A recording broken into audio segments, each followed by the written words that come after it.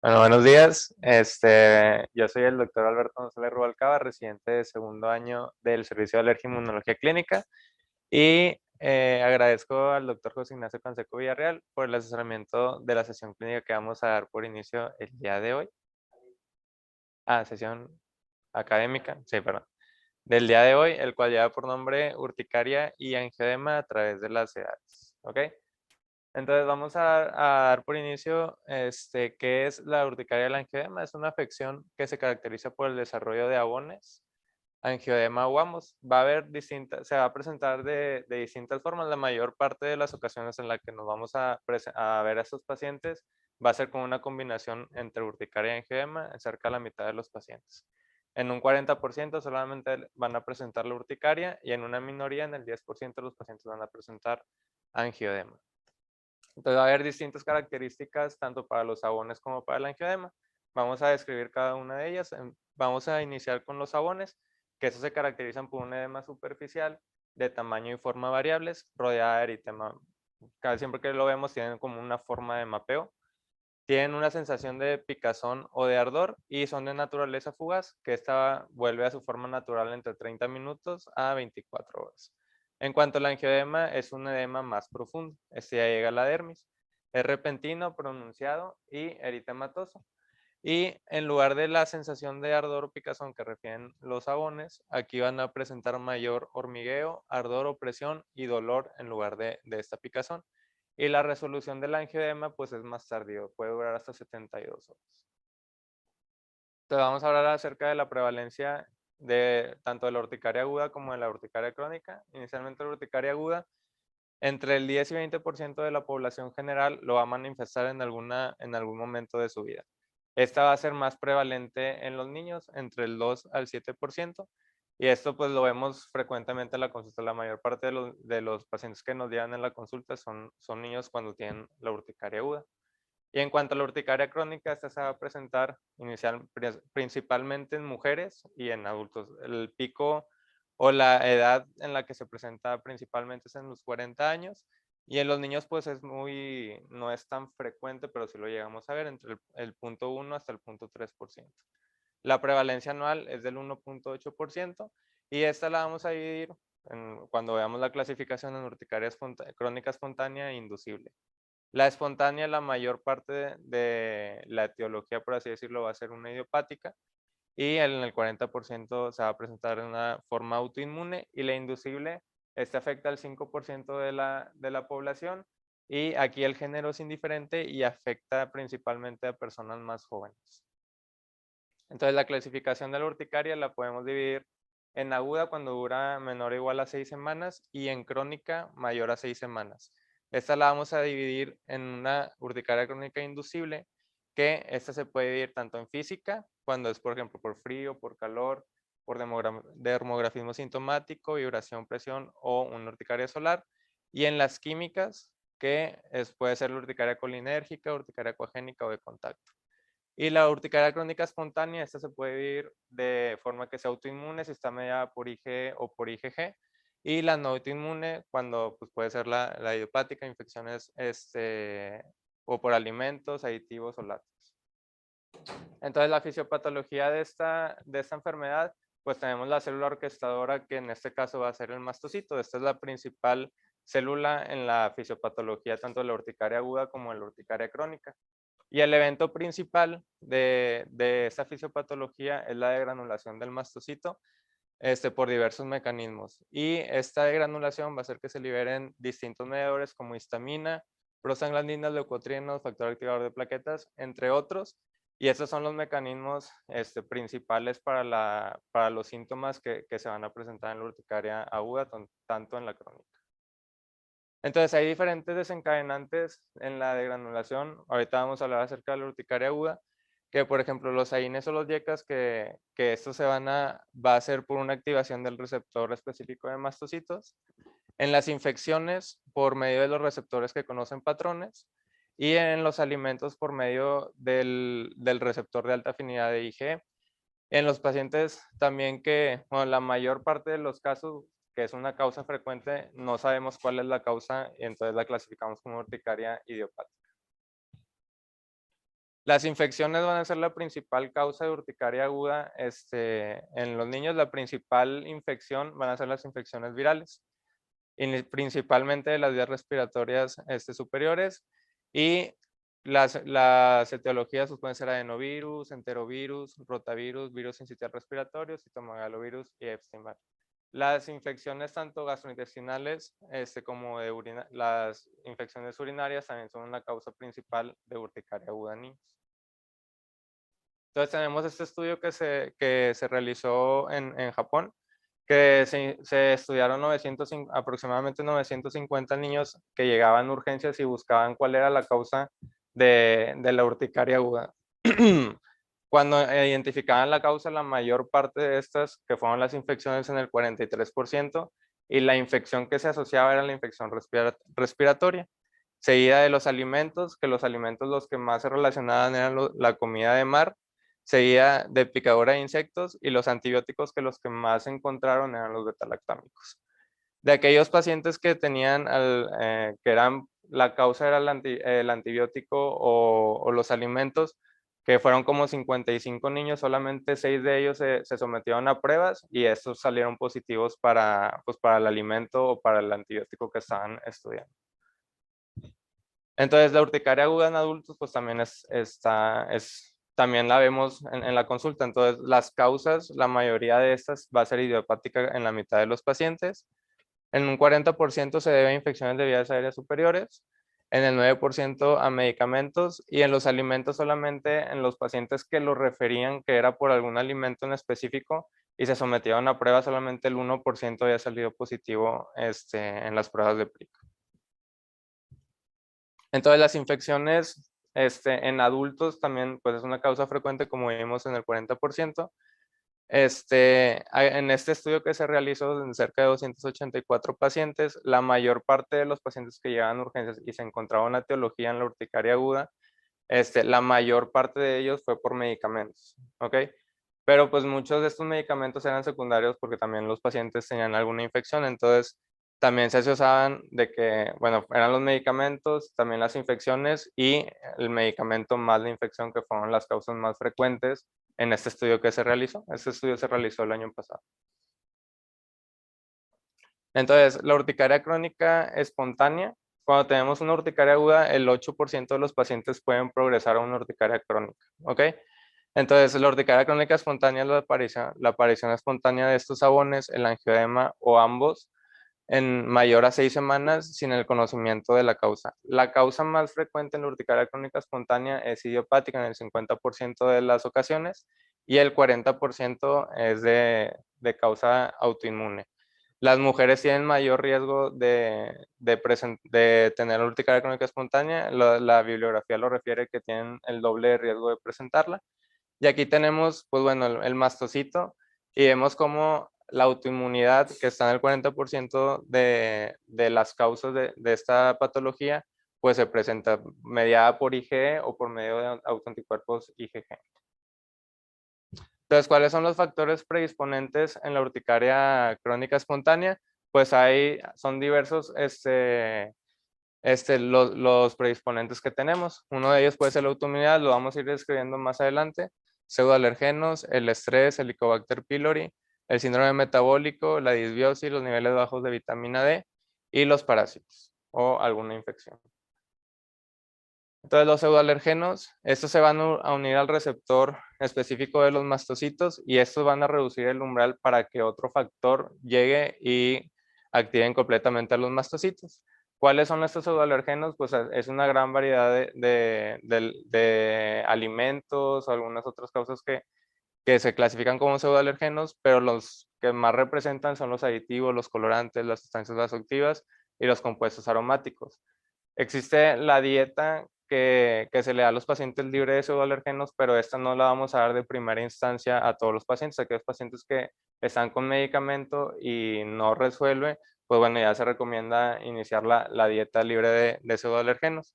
Y aquellos pacientes que se les inicia esta dieta, la eliminación en esta dieta disminuye el 30% de la urticaria crónica espontánea, pero esto, como ya lo dije, se debe recomendar como una alternativa, no como un tratamiento inicial. Y de aquellos pacientes que lo referían, que tenían síntomas con estos subalérgenos, solamente el 18% de ellos, que bueno, es una cantidad pues considerable, fueron positivos a pruebas para estos subalérgenos. En la guía mexicana tenemos la dieta que ellos recomiendan acerca de una dieta libre de pseudoalérgenos, pues es muy variable, se lo podemos dar a los pacientes, pero es algo difícil que la lleguen a continuar, entonces nosotros se la damos y recomendamos que el tratamiento lo demos por unas 3 semanas, libre de edulcorantes, cacahuates, frutos secos, tés, alcohol, todo esto que nos puede aumentar la urticaria crónica. Entonces, otro predisponente es la autoinmunidad y esta es más frecuente en mujeres. Esta se asocia con una prueba positiva para el suero autólogo. ¿Qué quiere decir esto? Que los pacientes que tienen esta prueba positiva, entre el 40 y 60% tienen autoanticuerpos que estimulan a los mastocitos. Entonces, teniendo esta prueba del suero autólogo positiva, aumenta la posibilidad de una progresión de una urticaria aguda a una crónica y una menor probabilidad de resolución, aunque sean resistentes a los antihistamínicos, ¿ok?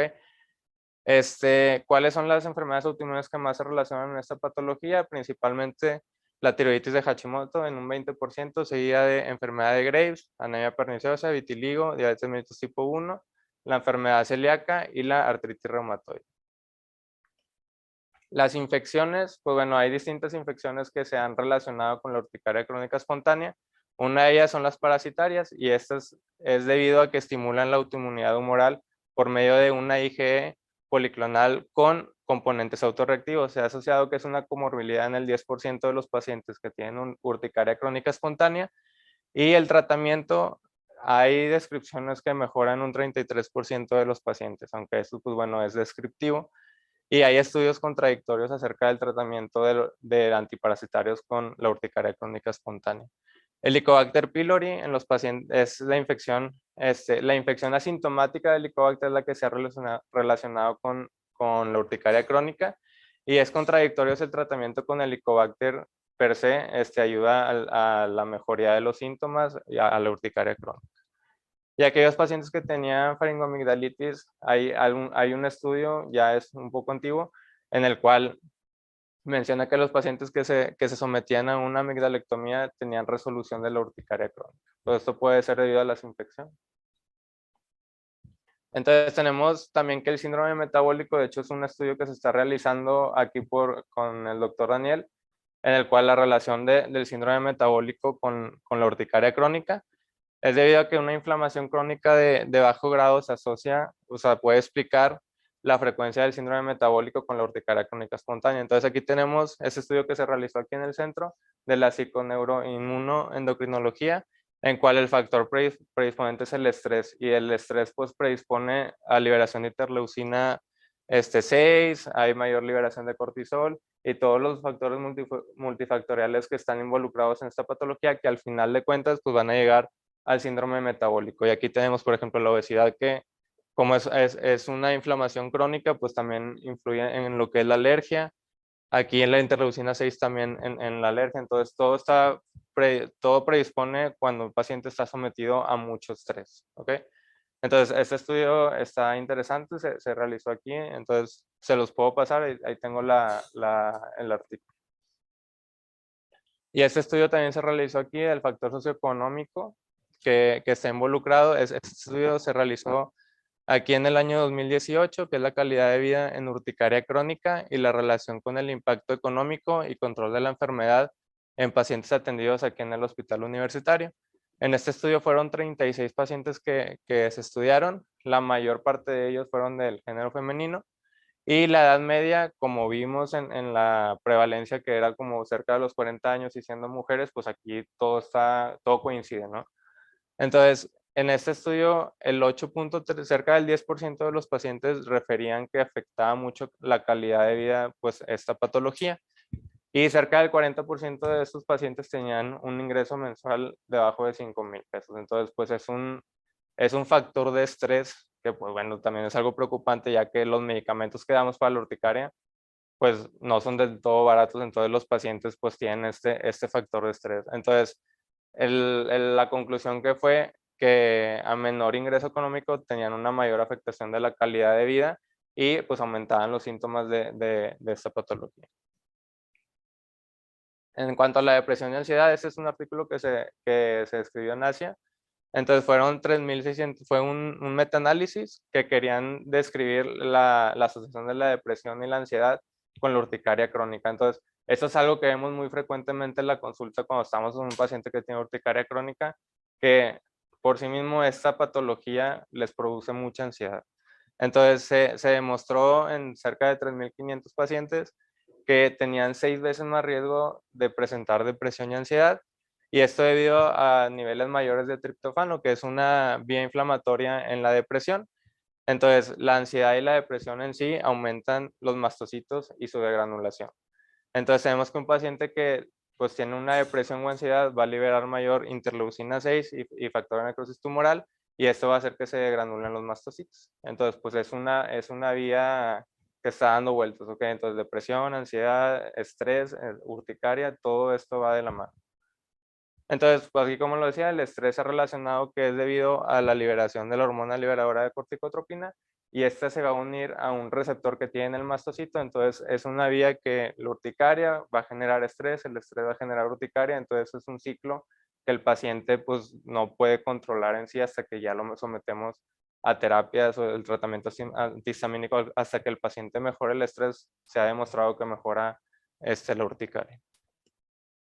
La vitamina D también se ha demostrado como un factor predisponente, principalmente cuando los valores son bajos. Hay 2 estudios que me parecieron interesantes, ya que la urticaria crónica, por medio de esta vía que está involucrada en la urticaria crónica, aumenta el factor de crecimiento endotelial vascular. Entonces se demostró que en los pacientes que se suplementaron con vitamina D inhibían esta vía y disminuía el factor de crecimiento endotelial vascular y mejoraban los síntomas de la urticaria. Y en otro estudio, que los adultos que presentaban urticaria crónica, pues midieron los valores de 25 hidroxivitamina D y estaban disminuidos, y cuando lo suplementaron, estos síntomas mejoraron. Y ahora vamos a hablar de la urticaria crónica inducible, que esta está presente en el 20% de los pacientes que tienen urticaria crónica.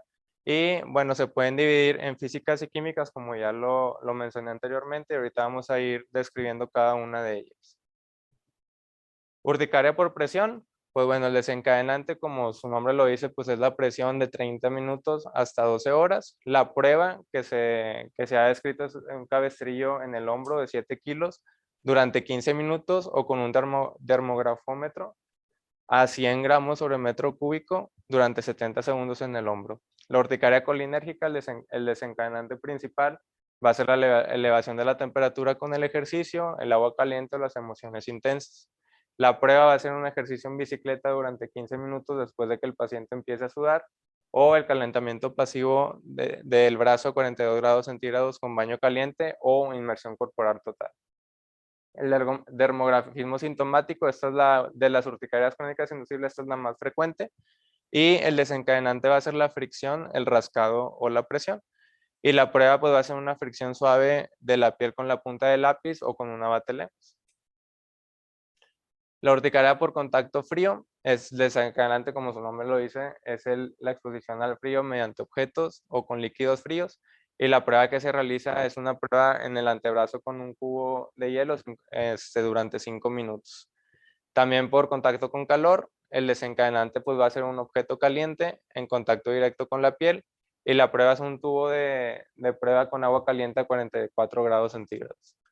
La urticaria inducida por el ejercicio, el desencadenante pues va a ser el ejercicio, y la prueba que se realiza en estos pacientes va a ser en una cinta de correr o en una bicicleta ergométrica. La urticaria acuagénica, de hecho fue un paciente que tuvimos hace como 2 años y se presentó en un congreso también.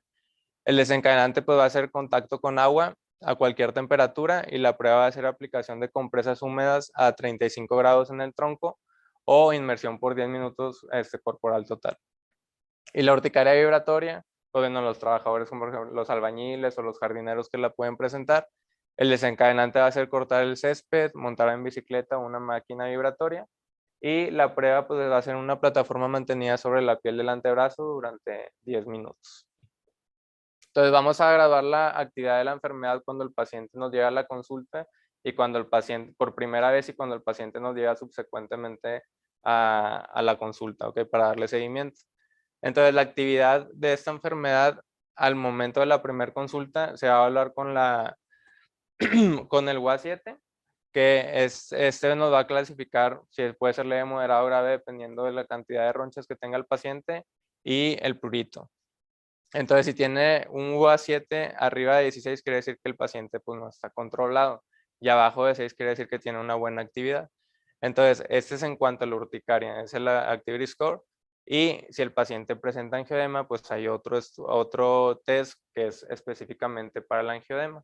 Y ya cuando el paciente nos llega de seguimiento en las consultas subsecuentes, el test que se recomienda es el UCT, ¿ok? Y este nos va a clasificar, nos va a medir, por así decirlo, la enfermedad durante el mes previo, ¿ok? Son distintas preguntas que se le hacen al paciente. Cuando el paciente tiene 12 puntos o menos, quiere decir que no está bien controlado, y arriba de 16 quiere decir que el paciente tiene un buen control de la enfermedad. Entonces, ya como el abordaje diagnóstico en la urticaria aguda, el diagnóstico es clínico. Una adecuada historia clínica y exploración física. No requiere estudios adicionales porque generalmente esta patología es autolimitada. Si ya sospechamos que hay un desencadenante específico como una INE o el alimento, sí se recomienda realizar alguna prueba, pero no, principalmente, inicialmente vamos a hacer el diagnóstico clínico, ¿ok? Estas son recomendaciones que dan las distintas guías. Y si hay una sospecha infecciosa, pues una biometría hemática, BCG y PCR, que eso lo vamos a ver más como los laboratorios que vamos a pedir principalmente una urticaria crónica, pero si ya sospechamos de alguna patología infecciosa, la podemos pedir. Entonces, como ya lo dije, en la urticaria crónica vamos a iniciar el abordaje diagnóstico y tanto la guía europea como la guía mexicana recomiendan iniciar con una biometría hemática y rectantes de fase aguda. En todos los pacientes ya podemos pedir IgE total o antiperoxidasa en pacientes que requieren esa atención, ¿ok? Y en la guía mexicana, pues recomiendan también iniciar con biometría hemática, BCG, se me fue, BCG y PCR. Entonces, si ya tenemos al paciente y ya lo abordamos inicialmente y sospechamos de alguna otra patología o algo que nos pueda estar causando la urticaria o que lo esté desencadenando, podemos ya individualizar a cada paciente y pedir distintos estudios. Por ejemplo, si el paciente tiene síntomas gastrointestinales, pues ya podemos abordarlo como Helicobacter pylori, infecciones de las vías respiratorias altas, podemos pedir una tomografía, etcétera, ¿ok? Entonces, aquí dice que realmente no es tanto la alergia lo que se puede, pero se puede individualizar cada paso, o sea, cada paciente para abordarlo de distinta manera. ¿Ok?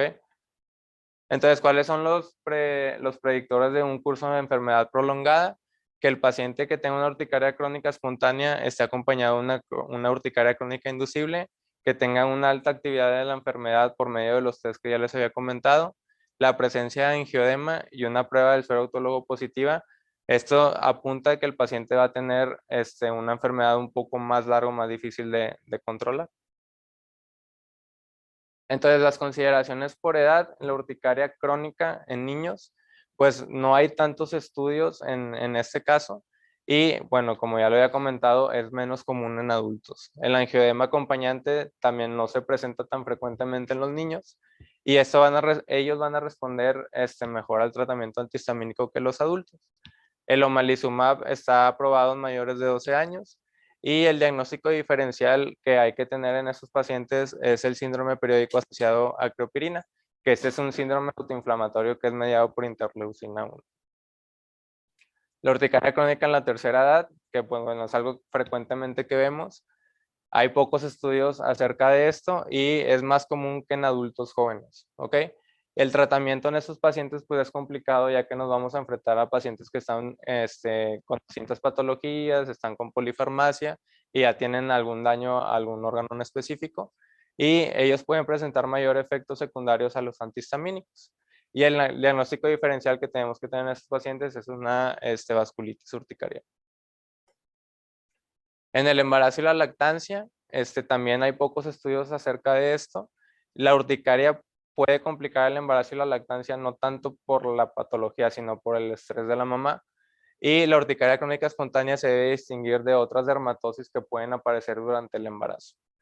Los medicamentos que están autorizados en el embarazo son la loratadina, la cetiricina, la levocetiricina, la desloratadina y la fexofenadina. Y en distintos estudios, pocos, se ha asociado que la loratadina durante el embarazo se ha relacionado con hipospadias. Entonces vamos a hablar ya acerca del tratamiento inicialmente no farmacológico. Vamos a iniciar con la dieta y lo vamos a dar en algún grupo seleccionado de pacientes que no responden a la terapia inicial. Entonces se ha demostrado que los pacientes empeoran con la ingesta de aditivos, así como con distintas comidas como el tomate, las hierbas, los mariscos, el alcohol o los frutos secos. Y el tiempo de tratamiento que recomiendan de dar esta dieta es durante 3 semanas. Entonces hay diferentes tipos de dietas. Una puede ser una dieta libre de pseudoalergenos, dieta baja en histamina y la evitación de los pescados. Esta es una tabla que dice qué alimentos se deben de evitar. Por ejemplo, los mariscos, la carne procesada, los lácteos, distintos tipos de verduras como el tomate, las espinacas o las verduras demasiado maduras, todo el tipo de fruta y zumo de frutas, el alcohol y las infusiones, también los tés y los alimentos fermentados, los aditivos alimentarios, las especies, el chocolate y los chicles. Entonces, otro tratamiento que está descrito en cuanto a los no farmacológicos es la fototerapia, que se puede dar en los pacientes que tienen resistencia a antihistamínicos y medicamentos de segunda línea. Entonces, el mecanismo por el cual esto se ha relacionado que funciona, pues no está del todo descrito. Entonces, existe en un estudio que realizaron que disminuía la reducción de los síntomas cuando los pacientes tenían de 8 a 16 sesiones de fototerapia, esta acompañada de antihistamínico, y hay una mejoría en los pacientes que tienen urticaria solar. Y pues eventualmente está contraindicado en los pacientes que tienen antecedente o tienen cáncer en piel. Y la psicoterapia, hay muy pocos estudios. Realmente el primero que encontré ya era un estudio de 1986, en el cual pusieron a 4 pacientes con terapia psicológica y era una terapia de 10 horas por semana, o sea, 2 horas de lunes a viernes, pues es mucho tiempo. Entonces valoraban el UA7 y pues habían comentado que había una resolución a largo plazo, pero no mencionaban qué tanto tiempo de psicoterapia, pues bueno, 2 horas al día pues es demasiado. Entonces, otro estudio más reciente fue 15 pacientes que se sometieron a hipnosis y demostraron que la hipnosis demostraba una mejoría en cuanto al prurito. Y 5 o 14 meses después de esos pacientes que estuvieron en terapia, 6 de ellos estaban libres de urticaria y 7 pacientes solamente refirieron mejoría. Entonces, es muy parcial pues qué tanto la terapia psicológica puede ayudar en estos pacientes. Pero nosotros, si lo vemos en la consulta, muchos de estos pacientes pues tienen mucha ansiedad o mucha depresión cuando llegan con este tipo de patologías. Entonces se debe evaluar de forma individual a estos pacientes para descubrir y resolver cuáles son los problemas que pueden estar aumentando este factor de estrés que habíamos mencionado previamente. Y también para contribuir, pues bueno, cuál es el factor de estrés, como ya lo había dicho, que puede estar desencadenando la urticaria. Entonces ya hablando del tratamiento farmacológico, pues hay distintas guías acerca del tratamiento, pero pues aquí vamos a hablar acerca de la guía mexicana, que es la que tenemos aquí a la mano. Entonces iniciamos el tratamiento cuando es un cuadro leve con un antihistamínico de segunda generación, principalmente a dosis habitual. Si el paciente no mejora durante 24 horas, esta dosis se puede duplicar. Entonces, si este paciente no mejora, ya podemos cuadruplicar la dosis o dar un ciclo corto de esteroides de 5 a 7 días. Si ya tenemos un cuadro grave o el paciente no mejora con la dosis cuádruple, podemos hacer una combinación del antihistamínico a dosis cuádruple con un ciclo corto de esteroides. Y el tiempo del tratamiento en la urticaria aguda que vamos a mantener va a ser durante 3 a 4 semanas. Y en la urticaria crónica, pues vamos a empezar también el tratamiento de primera línea, antihistamínico de segunda generación a dosis habitual. Si el paciente no mejora durante 2 semanas, podemos duplicar o cuadruplicar ya la dosis. Y en caso de que tenga exacerbaciones, podemos dar un ciclo corto de esteroides. Si los síntomas se relacionan con la ingesta de AINES, podemos agregar un antileucotrieno. Y si el paciente sigue sin presentar mejoría, ya nos podemos ir a los medicamentos de tercera línea, en este caso la ciclosporina A o el omalizumab. Y si el paciente tiene otra vez exacerbaciones, podemos utilizar el ciclo corto. El tiempo por el cual vamos a dejar este tratamiento en la urticaria crónica puede ser de 2 a 3 meses. Y el manejo con los de tercera línea pues ya va a ser específicamente por medio de un alergólogo especializado. Entonces, las distintas dosis que tenemos para los antihistamínicos de segunda generación y cuál es mejor, pues realmente nos vamos a ajustar al paciente, porque pues bueno, un paciente que, como vimos en el estudio, que tiene un ingreso de 5,000 pesos y le vamos a dar rupatayina que cuesta 800 pesos, una dosis cuádruple, pues bueno, va a ser un mayor factor de estrés en este paciente. Entonces, hay que individualizar cada caso en el paciente que tenemos enfrente y ver qué antihistamínico le podemos recomendar. Entonces, hay dosis tanto para niños ya especificadas, como por ejemplo la cetiricina .3, la loratadina .2, que son las dosis ponderables que tenemos, pero muchos de estos antihistamínicos ya tienen una dosis especificada por edad. Entonces, el tratamiento con antileucotrienos, en sí hay resultados contradictorios de la eficacia de estos, ya que no van a superar el efecto de los antihistamínicos. Entonces, es un tratamiento adicional y se ha demostrado que reduce la necesidad de los ciclos cortos de esteroides o la dosis del antihistamínico. La duración de este tipo de tratamiento va a ser durante 6 semanas y tiene pues el efecto adverso que ya conocemos todos, que tiene efectos adversos psiquiátricos. Se ha demostrado que los antileucotrienos son eficaces en aquellos que la urticaria crónica es por AINES, por edulcorantes o que tienen autoinmunidad con la prueba del suero autólogo positiva, y también en las urticarias crónicas inducibles. La ciclosporina, esta va a inhibir la activación de las células T al bloquear la interleucina 2, y esta va a ser más efectiva en pacientes que tienen autoinmunidad, o sea, la urticaria crónica autoinmune con la prueba del suero autólogo positiva. La dosis recomendada, esa ya es una dosis alta de 3 a 5 miligramos kilo día, y esta se puede dar por lo menos durante 2 a 3 meses. Y la vigilancia que vamos a tener en estos pacientes, pues principalmente va a ser la función renal.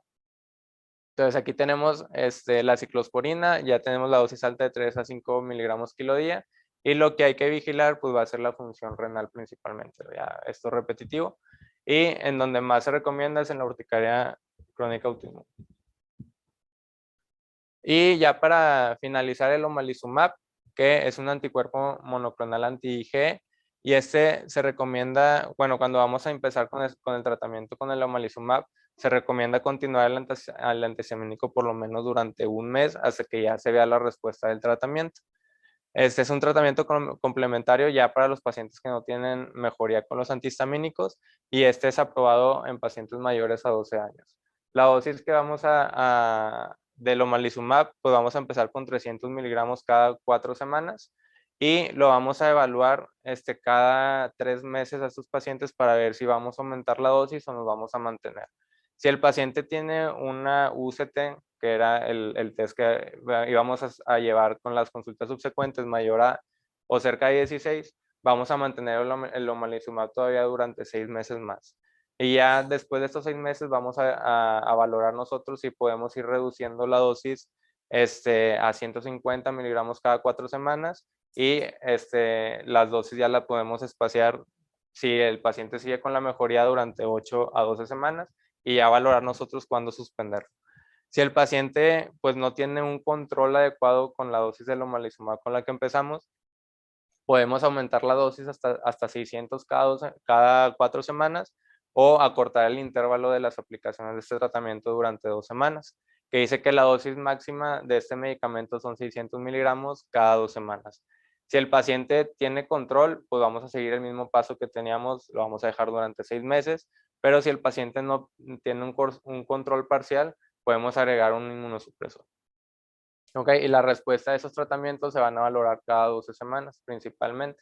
¿Y cómo los vamos a valorar? Bueno, los pacientes que pueden llegar a tener una mala respuesta al omalizumab son aquellos pacientes que al inicio del tratamiento tienen una IgE disminuida, que tienen una prueba de activación de basófilos positiva y tienen una urticaria autoinmune tipo 2B con un UCT menor a 12, o sea, un mal control del tratamiento durante 12 semanas que ya había empezado con este tratamiento. Entonces, lo que se recomienda en estos pacientes va a ser aumentar la dosis del omalizumab o disminuir el intervalo de las aplicaciones.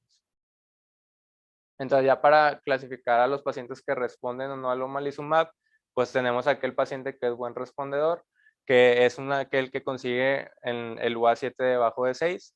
Los respondedores parciales son que disminuye el UA7, el basal con el que empezó, pero sigue entre 7 y 16. Y un no respondedor son aquellos que no consiguen disminuir el UA7 a valores menores de 16. Entonces, esto se va a evaluar cada 12 a 24 semanas, principalmente cada 12. Y eso es como vamos a llevar nosotros el control del omalizumab. Puede ser, eso era una guía mexicana, pero también aquí lo valoraban con el UCT. ¿Ok? Entonces, ya para ya culminar esta sesión, el diagnóstico de la urticaria crónica y el angioedema pues es clínico, es una patología multifactorial y hay un papel importante en cuanto al estado emocional de la urticaria crónica.